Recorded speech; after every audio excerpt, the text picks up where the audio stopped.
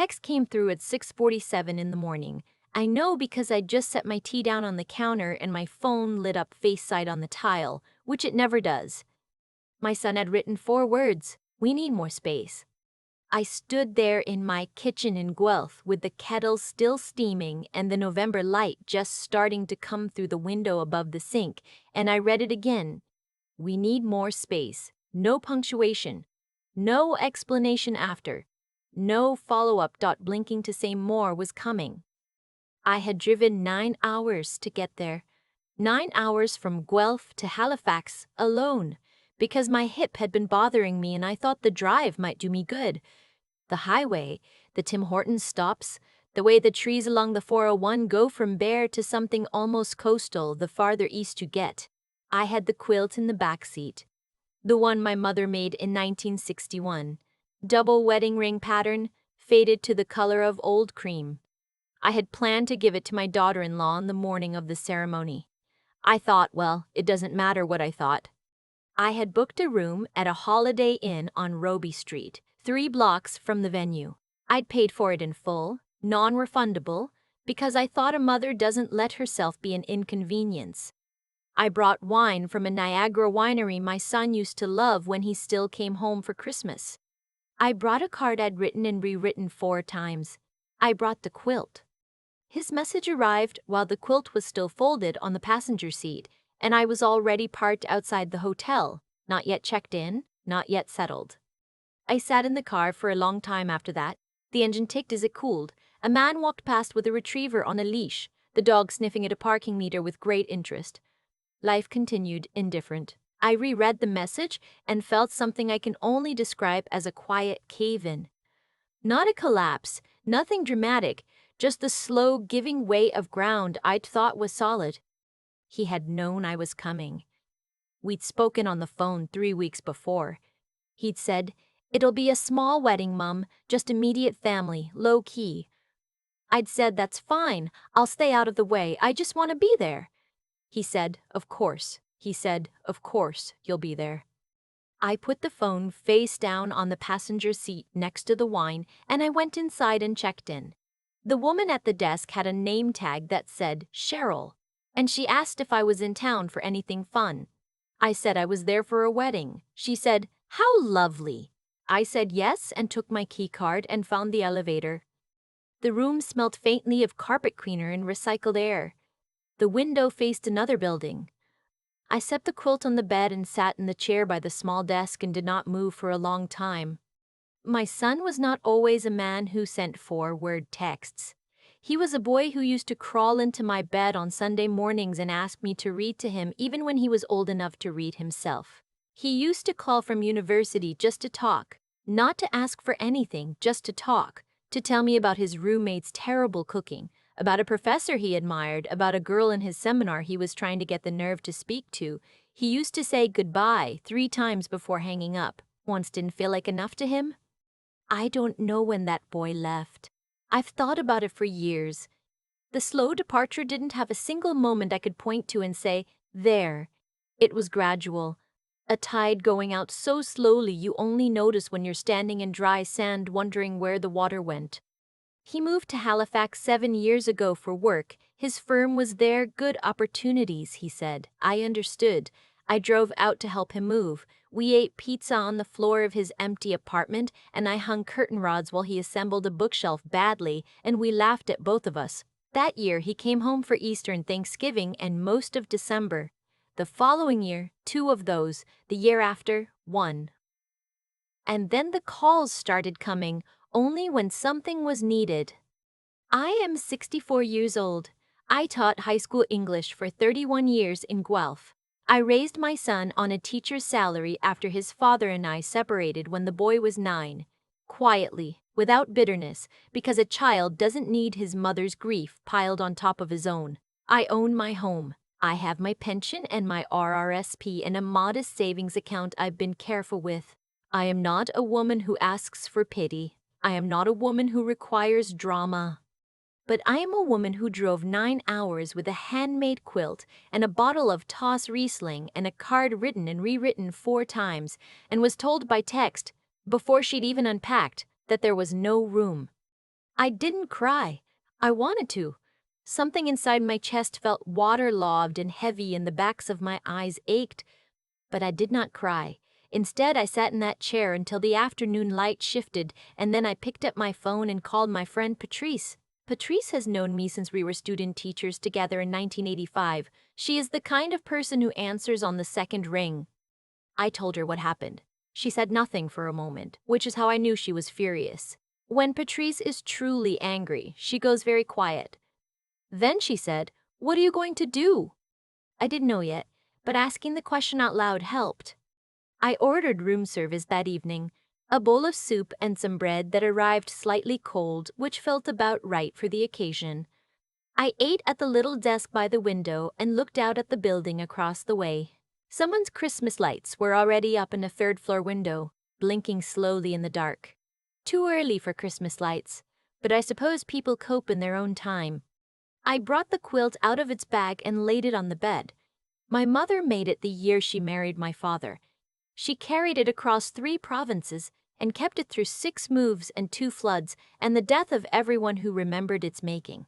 She gave it to me when she was 79 and her hands had gone stiff, and she said, "You'll know when to pass it on." I thought I had known. I thought the morning of my son's wedding was the moment. Now I sat looking at it across the room, and I thought about what my mother would have said.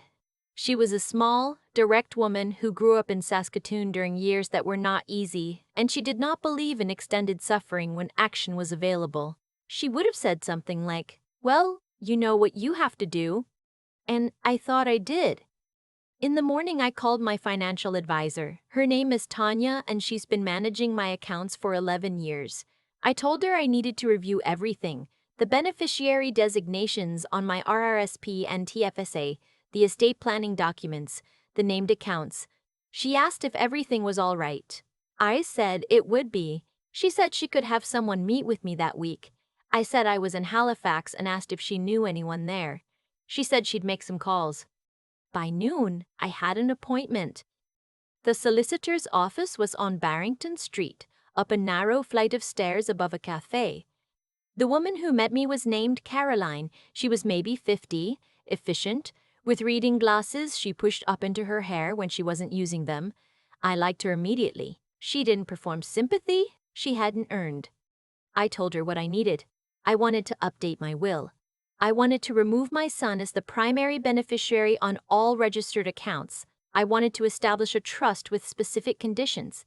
She listened and made notes and asked clear questions. I have a granddaughter, my son's daughter from a previous relationship, a fact he never quite explained cleanly, and I never pushed because she was already 3 years old when I met her, and the only thing that mattered was that she existed. Her name is Theodora, which she hates, so everyone calls her Teddy. She's 20 now, studying environmental science at Dal, sharp and funny and possessed of a moral clarity I find both admirable and slightly exhausting. She is the reason I drove 9 hours. Not only for the wedding, if I am honest. I wanted to see her. I told Caroline that I wanted Teddy to be the primary beneficiary of everything: my RRSP, my TFSA, the proceeds from my home whenever that came. But with conditions: she couldn't access the principal until she was 26, except for education, healthcare, or a first home purchase. Whatever she needed for school, for her life, yes. But not a sum of money dropped on a 20-year-old who wasn't ready to hold it. Caroline wrote everything down. She asked, "Are you certain about removing your son entirely?" I said he removed himself. I'm just updating the paperwork to reflect the current arrangement. She didn't flinch. She just nodded and kept writing. When we finished, she said the documents would be ready within the week. I signed what I needed to sign that day, initialed the rest. She shook my hand to the door and said, "You're not the first person to come in here like this, and you handled it with more clarity than most." I thanked her and went back down the narrow staircase. Outside, the Halifax harbor was visible at the end of the street, gray and flat under the November sky. I stood on the sidewalk for a moment and breathed. Not because I felt better, because I felt done. There's a specific relief that comes from finishing something you've been avoiding for years, even if the thing itself is sad. I texted Teddy, "Are you free for dinner tonight? My treat? Anywhere you like." She replied in 40 seconds, "Yes? Been hoping you'd ask. Can we go to that place on Argyle?" We sat across from each other at a small table near the window. She was wearing a blue sweater she'd had since high school, and her hair was pulled back, and she looked, as she always did, slightly more like me than like her father, which I had learned not to mention because it embarrassed her in a way she couldn't entirely explain. She reached across the table and squeezed my hand before she even said hello. I thought, well, there it is. There's everything right there. She said, "Grandma, Dad told me you weren't feeling well, that you might not make it." She paused, "But you're here." "So?" I said, "I drove 9 hours. I'm here." She looked at me steadily. "He didn't invite you, did he?" It wasn't a question. She already knew. I said, "He sent me a message this morning telling me there wasn't room." She set down her fork. Her jaw did a thing I recognized, a tightening, a steadying, the same thing her father's jaw used to do when he was working up to something. She said quietly, "I didn't know. He told me it was just going to be her family on that side. I assumed you were part of the guest list. I should have asked." Then she said, "I'm so sorry." And she meant it in that specific way that means, "This is not my fault, but I feel it anyway." I told her she didn't have anything to apologize for. I told her that I was fine, which was somewhere between true and aspirational. I told her I'd been to see a solicitor that afternoon, and I told her why. She listened. She didn't react the way I expected. Not tearful, not protesting. She was quiet for a long moment, looking down at the table. Then she looked up and said, "That doesn't feel right. It's too much for me to accept." I said, "I know. That's partly why I trust you with it." She shook her head slightly, not disagreeing, just processing. "He's going to be angry," she said. "Probably," I said. "He might also not notice for a while." "Which will tell us something too." She almost smiled at that. Almost. I pulled the quilt out of the canvas bag I'd carried it in. I'd brought it to dinner on instinct, not entirely sure what I was going to do with it. But sitting across from her in that warm restaurant with the streetlights coming on outside, I knew. I folded it across the table toward her. She ran her hand over the pattern, the interlocking rings, the old cream color of it, the small, careful stitches her great-grandmother had made 60 years before either of us existed. "This was supposed to go to someone else today," I said, "but I think it always belonged here." She looked up at me. Her eyes were bright. She said, "This is your grandmother's quilt." "And now it's yours," I said. She held it carefully, the way you hold something when you understand its age. She said, "I'll take care of it." I said, "I know." We stayed at that table until the restaurant started filling up around us. We talked about her thesis, about a field study she wanted to do in the spring, about the boy in her program she kept mentioning and then immediately redirecting the conversation away from. We didn't talk about the wedding.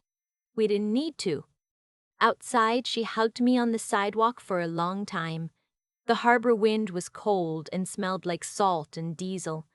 She said, "Come back soon, not for anything, just to come." I said I would. I walked back to the hotel alone. The streets were quiet. A few couples out, a group of students, a man walking a small dog with one of those blinking collar lights that pulsed orange in the dark. I realized, lighter than I had in years. Not happy exactly, not repaired, but lighter. Like I had been carrying a door and had finally set it down and realized how heavy it had been all along.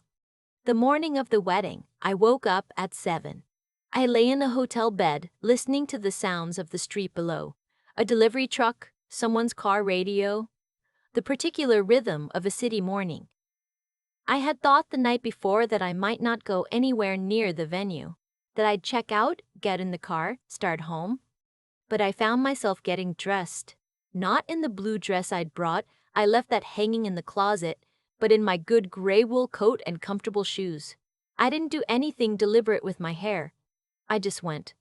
The venue was a renovated heritage building on the waterfront. I hadn't meant to go that close. But I walked down to the water because the morning was cold and clear and the harbor looked extraordinary, and I told myself I was just walking. There were chairs set up visible through the tall windows, white flowers, a lot of them. Guests arriving in small clusters, women in coats over their dresses, men with good shoes looking vaguely cold. I stood across the road near a low stone wall, hands in my pockets, and watched. I saw my son arrive. He stepped out of a car and stood on the sidewalk, straightening his jacket. He looked well. Older than I'd last seen him, which I suppose was a year ago now, when he'd come through Guelph briefly on his way somewhere else, and we'd had exactly one dinner. He looked like his father around the jaw and like me around the eyes, and I noticed that the way you notice things when you're looking carefully and don't have to perform any reaction. He never turned toward the street. He walked inside and the doors closed behind him. I stood there a few more minutes. The ceremony was starting. I could see the guests moving to their seats. Music, distantly, strings of some kind. I thought, somewhere in that building, vows are being made. Promises. I hoped they meant them. I genuinely did. A good marriage is a rare thing, and I wanted it for him even from across the road with my hands in my pockets, because that is what it means to be a mother apparently. You keep hoping, even when you're standing outside. I walked away before it was over. I found a cafe 2 streets over and had the best coffee I'd had in weeks, and a piece of banana bread, and I sat by the window and read the newspaper, an actual paper newspaper, which they sold at the counter, and I was fine. I was genuinely, specifically fine. I drove home on a Thursday. The highway going west was quieter than coming east. I made one stop, a Tim Hortons somewhere in New Brunswick, and sat in the parking lot eating a muffin and watching a family at the next table. 2 kids, a grandmother, one of the children explaining something with great urgency using a straw as a prop. The grandmother nodded seriously, the way grandmothers do. The kind of nodding that says, I am listening to everything you say and I will remember it. I drove the rest of the way in one go. My house in Guelph smelled like itself when I unlocked the door. Old wood and whatever I'd last cooked, and something faintly like cedar from the closet near the stairs. I stood in the front hall for a moment without turning on any lights. Just stood in the dark of my own house and let it be mine. Then I turned on the lights and put the kettle on. There was a voicemail from my son. Left the day after the wedding. Hey, Mom. Just wanted to check in. Hope you got home okay. His voice was easy, unbothered, like someone remembering a minor errand. I listened to it twice. Then I erased it. I went through my files in the week that followed. I have a filing cabinet in the small room off the kitchen that I use as a study, and in the back of the 3rd drawer there is a folder I'd never labeled, just left loose among other things. In it were records, going back 12 years. A $9,000 e-transfer when he started his business, which he paid back most of but not all. A $4,200 wire for a car repair, his other car, not the good one.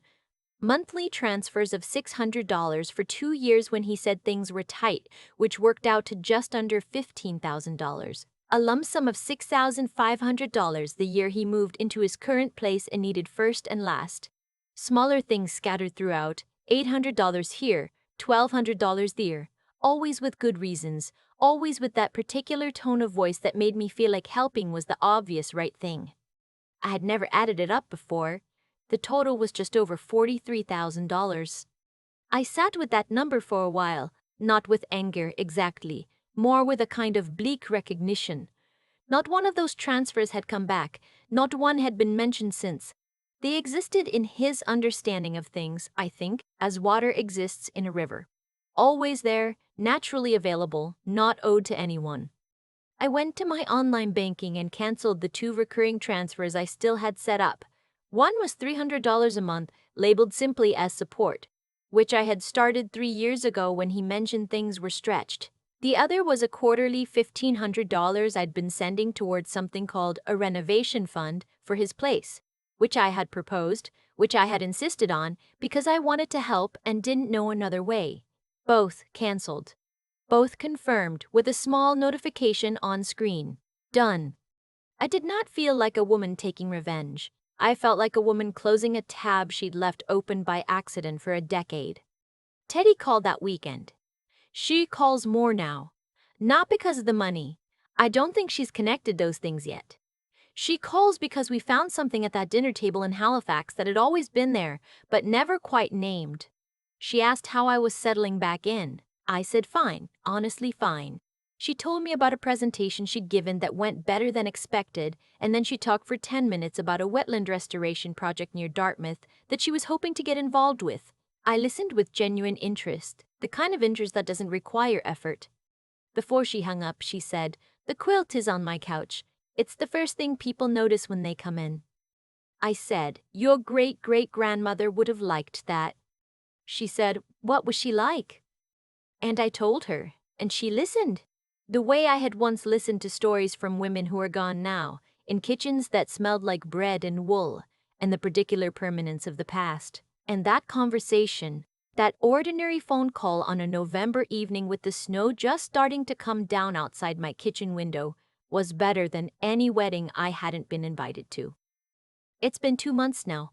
My son called once about 3 weeks after the wedding. His voice had a quality I recognized, slightly tighter than usual, the way it gets when he's noticed something he doesn't want to address directly. He asked how I was. I said fine. He asked if I'd driven home okay. I said yes. He paused and then said, "Mum, I hope you understand it was just about logistics. The guest list was complicated." And I said, "I understand," and moved on, because I did understand, and because understanding something is not the same as accepting it. He didn't mention the transfers. Maybe he hasn't checked. Maybe he has and is working up to it. It doesn't matter. The door is not locked from my side. But I'm not standing in the hall waiting anymore either. I started a new thing this winter. Every Saturday morning, I go to the farmer's market at the Guelph Civic Museum and I buy whatever is interesting, and then I come home and cook something I've never made before. Last week, it was celeriac soup with a very good aged cheddar. The week before, a kind of barley stew that a woman at a neighboring stall had described, and I wrote down on a receipt in my pocket. I am not sure why I hadn't been doing this all along. It costs almost nothing, and the mornings are mine, and the house smells like something real. Teddy is coming in February. She wants to see Guelph properly. She's only been twice, both times briefly. I told her I'd take her to the Arboretum and then we could go to the market. She said she'd stay the whole weekend. I'm already thinking about what to make. There is a version of the past 2 months that is sad. A woman in her 60s, alone. Her son's wedding, a building she stood across the road from. A quilt passed along under the wrong circumstances. A folder of financial records that adds up to a number no one will ever repay. But the version I find myself living in doesn't feel like that. It feels like clarity, like the particular freedom that comes when you stop adjusting yourself to fit inside a frame someone else built and simply step back and realize you're larger than it was anyway. I was a good mother. I know that the way I know the layout of my own house in the dark, without having to check, without needing anyone else to confirm it. My son grew up read to and listened to and cheered for in a home that was warm and honest, and his. Whatever happened after is its own story, and I have released my grip on how that story is supposed to end. The quilt is on Teddy's couch in Halifax. My name is on her paperwork in a solicitor's office on Barrington Street. And on Saturday mornings in Guelph, the market opens at 8, and I am always there early, and the day is mine from the first step out the door. That is enough. That is, I think, exactly enough. I've been sitting with this long enough now to say it plainly. What happened in Halifax was not a sudden cruelty. It was the end of a very long pattern, and I had been too willing to look away from it.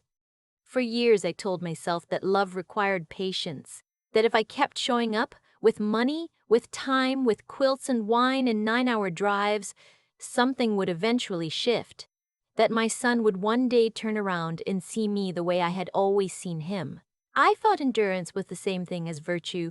I confused tolerating disrespect with being a good mother. It isn't the same thing. I know that now.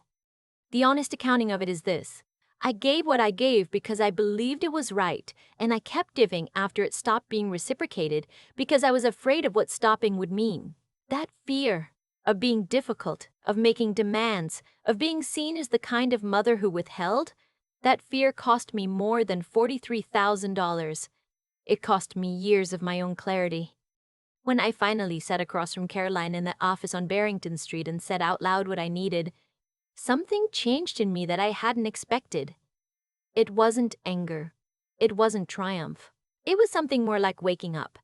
That particular sharpness that comes when you stop pretending a situation is fine and simply name it for what it is. That's not a small thing. Most people spend a great deal of their lives avoiding exactly that moment. I had avoided it for over a decade. And Teddy, she showed me something too.